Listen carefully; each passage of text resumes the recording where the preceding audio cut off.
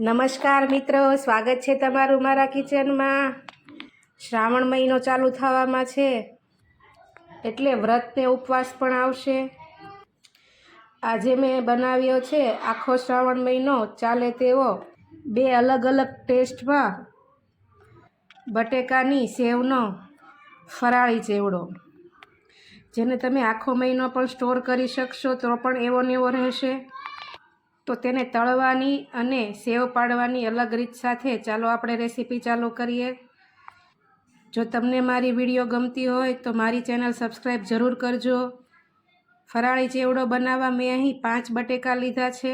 બટેકા જે આપણે વેફર પાડવામાં લઈએ છીએ તેવા નવા બટેકા હોય તો વધારે સારું પડે, જેની છાલ પતલી હોય છે અને થોડા કડક હોય છે।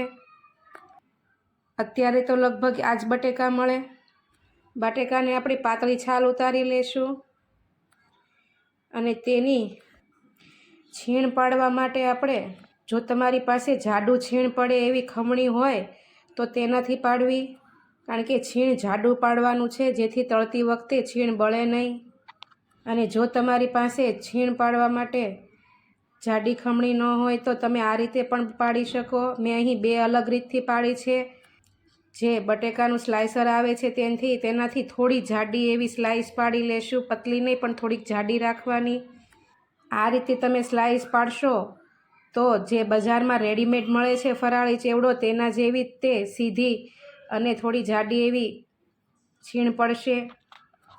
બટેકાની સ્લાઇસ પડી જાય એટલે આપણે તેને એક જારીમાં નિતારી લેશું અને પાણી નીતરી જાય એટલે આવી રીતે એક સરખી સ્લાઇસની આવી થપ્પી કરીને આવી રીતે ઊભા સ્લાઇસરમાં ફરીથી આપણે તેનું છીણ પાડી લેશું। આવી રીતે છીણ કરવાથી જે રેડીમેડ બજારમાં ચેવડો મળે છે તેવી એક સરખી સળી જેવી છીણ પડશે, તમે જુઓ તેમ દેખાય છે।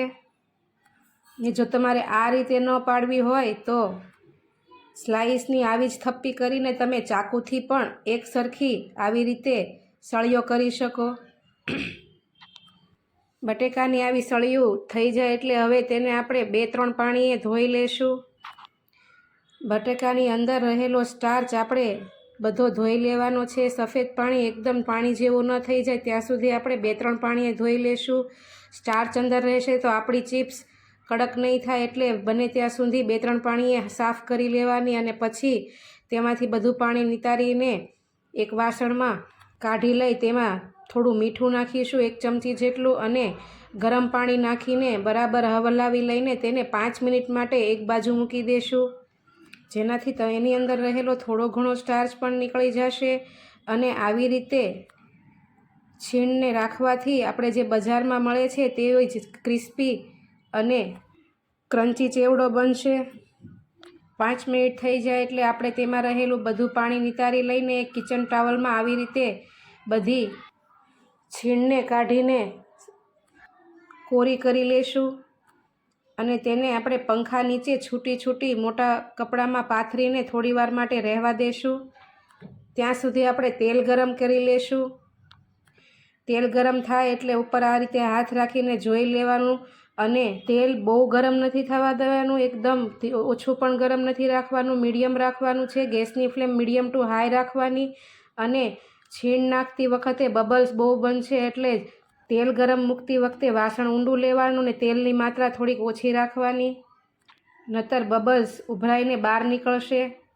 એટલે છીણ નાખતી વખતે આ વાતનું ધ્યાન રાખવું।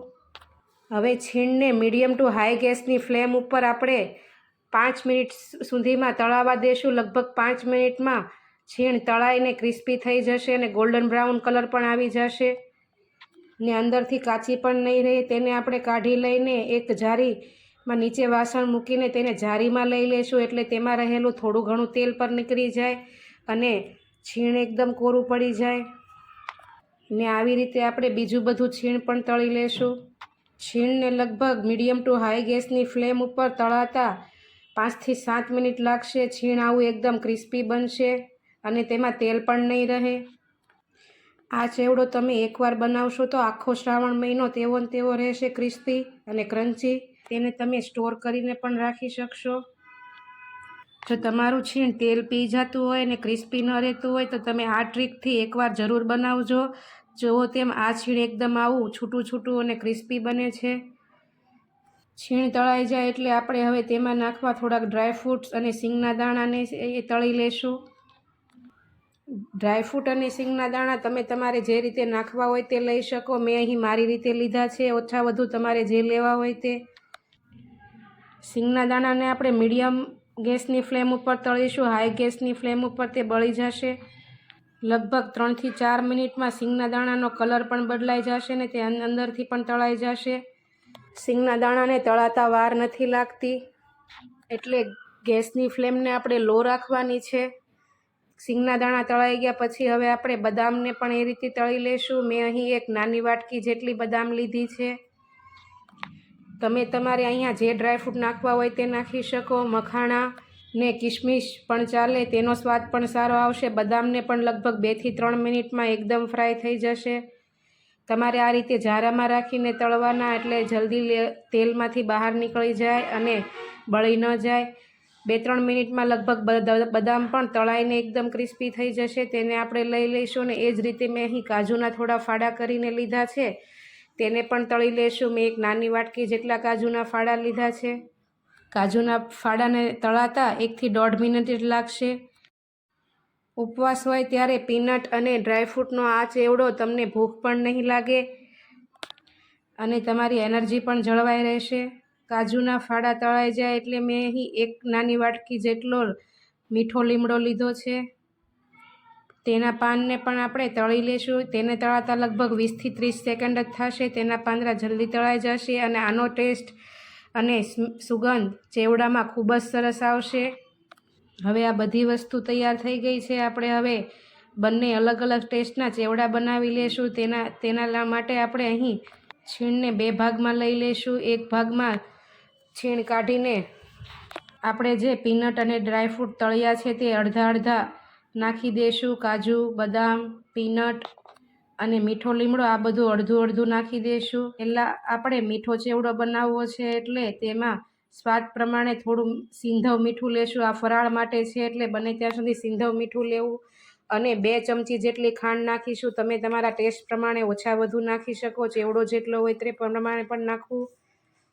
અને આ બધી વસ્તુને બરાબર મિક્સ કરી દઈશું. ફરાળની વસ્તુઓમાં મસાલા ઓછા હોય છે એટલે આપણે આ મીઠા ચેવડાને બહુ મસાલાવાળો નથી બનાવ્યો. અને હવે આ જ રીતે આપણે ટેસ્ટી અને તીખો ચેવડો પણ બનાવી લેશું. બાકી વધેલી બધી વસ્તુઓ આપણે એક બાઉલમાં લઈ લેશું અને તેમાં સ્વાદ પ્રમાણે અડધી ટીસ્પૂન જેટલું મીઠું, ચેવડાને ખાટો મીઠો ટેસ્ટ આપવા માટે અડધી ચમચી આમચૂર પાવડર, અડધી ચમચી મરી પાવડર અને અડધી ચમચી જેટલું લાલ મરચું નાખીશું. તમારે વધારે તીખો કરવો હોય તો તે પ્રમાણે લાલ મરચું નાખી શકો. હવે આ બધી વસ્તુને પણ બરાબર મિક્સ કરી દેજો. જો તમે મારી ચેનલ સબસ્ક્રાઈબ ન કરી હોય તો સબસ્ક્રાઈબ કરજો ને બેલ આઇકન જરૂરથી દબાવજો, જેથી તમને મારી શ્રાવણ મહિના માટેની નવી ફરાળી રેસીપીના નોટિફિકેશન પણ મળતા રહે. આપણા બંને ફ્લેવરના ચેવડા તૈયાર થઈ ગયા છે. બંને ચેવડા ઠંડા પડી જાય પછી તેને ગમે કાચની કે બરણીમાં સ્ટોર કરી દેવા. તો ચાલો કાલે ફરી મળીશું નવી રેસીપી સાથે. ત્યાં સુધી આવજો. જય શ્રી કૃષ્ણ.